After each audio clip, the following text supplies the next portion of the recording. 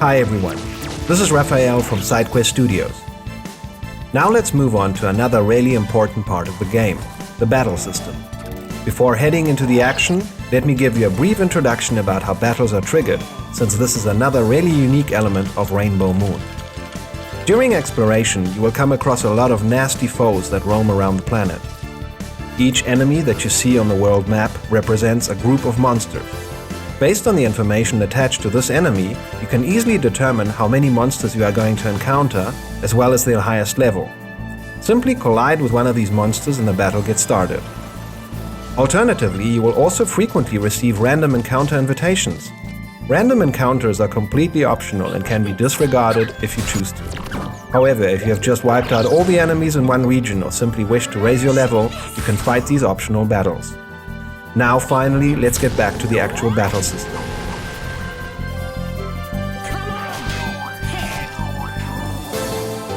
All battles take place on a grid-sized map and are completely turn-based.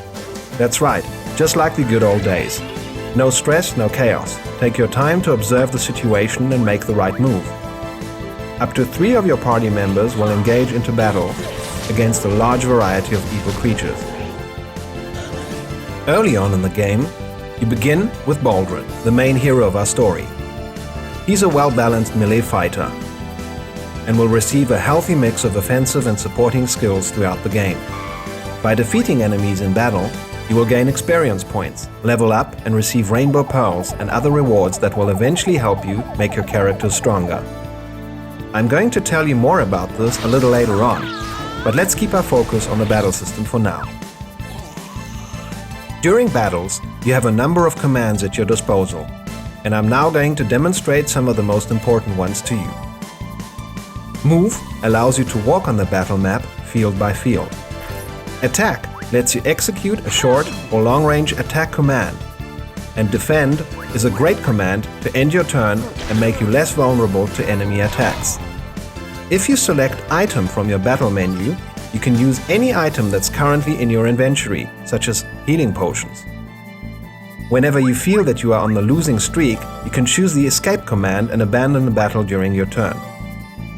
Probably the most important command that you will execute a lot of times during battle is the Skill command. At this time, Baldrin is already capable of casting the Shield Bash and Earth Crusher skills. Shield Bash is a very basic skill that targets just a single enemy. It's more powerful than a normal attack, but there's really nothing more to it. Executing skills will cost you mana points, or in short MP, and Shield Bash is on the cheap side, costing just 2 MP to execute. Earth Crusher, on the other hand, has the ability to hit 2 targets at once. On top of that, there's also a 25% chance to bound the enemies. Once an enemy is bound, he cannot move for a few turns, which gives you a better chance to avoid damage from him. Casting skills can be a very useful tool, and what you have just seen is really just the beginning. In total, there are over 120 different skills that you will come across. Apart from attack skills, there are also support skills such as healing your characters and various other skills like analyzing enemies or even casting light and food.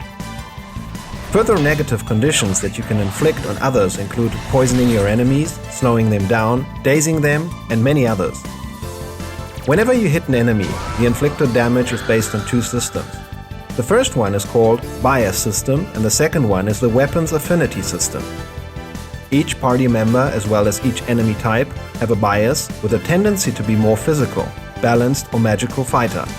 Depending on the bias tendency of your party member, as well as the bias of your enemy, attacks in battle will be more or less effective. For example, a physical character will inflict greater damage on a magical enemy and vice versa. At the same time, a physical character is also more vulnerable to attacks from enemies with strong magical bias values. However, if you want to completely maximize your damage output, you also need to take the Weapons Affinity system into consideration. In Rainbow Moon, there are 6 different weapon classes: swords, bows, lances, axes, staffs, and slingshots. Each character and each monster belongs to one of these 6 classes. Each weapon class has a counterpart that it is particularly strong or particularly weak against. During each attack, there is a distinctive rock-paper-scissor mechanism in place that is indicated by colored damage numbers. Baldwin, for example, belongs to the Sword class and is most effective when he fights enemies that belong to the Bow class, increasing his damage by nearly 40%. Both of these two systems, the bias and the weapon affinities, work alongside. That means that with a little bit of experience and practice, you can cause extra damage of up to 200%.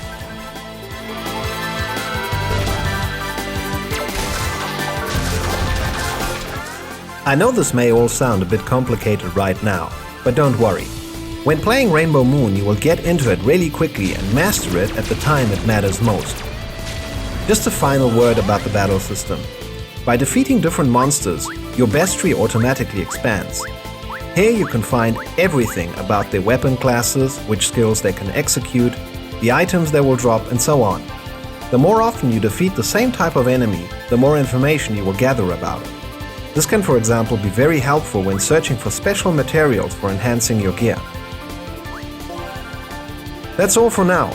I really hope that you have enjoyed this first glimpse at what Rainbow Moon has to offer. Make sure to watch out for Rainbow Moon on PlayStation Store this July.